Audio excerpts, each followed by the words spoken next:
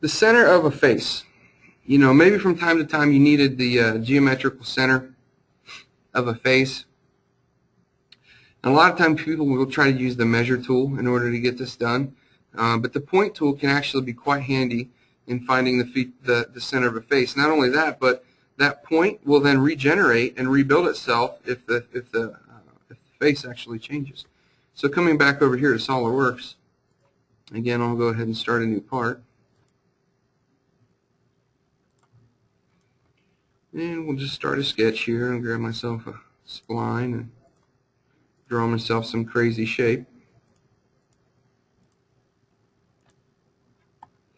Kind of like, looks like one of the ghosts from Pac-Man or something like that.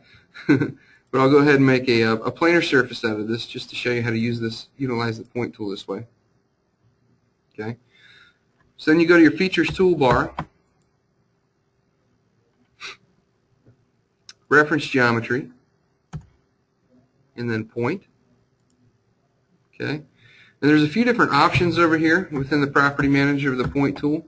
Center of face being one of them. Right. So if I come over here and I click this face, you can see that it puts that little pink bubble out there and lets you know where the center of that face is, the geometric center.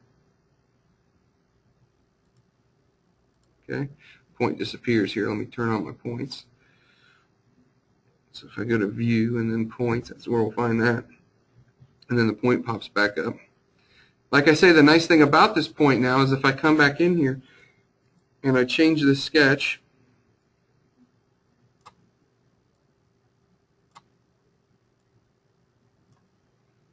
to look something more like this,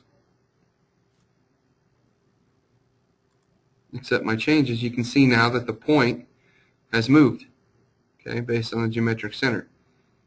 And that's what that piece of reference geometry will do for you there. Notice that I have a question over here. No, that should work on any face. As long the question is, let's see it here. Does that only work on planar surfaces? No, that should work on any face because it is a piece of reference geometry and it's using the topology around it.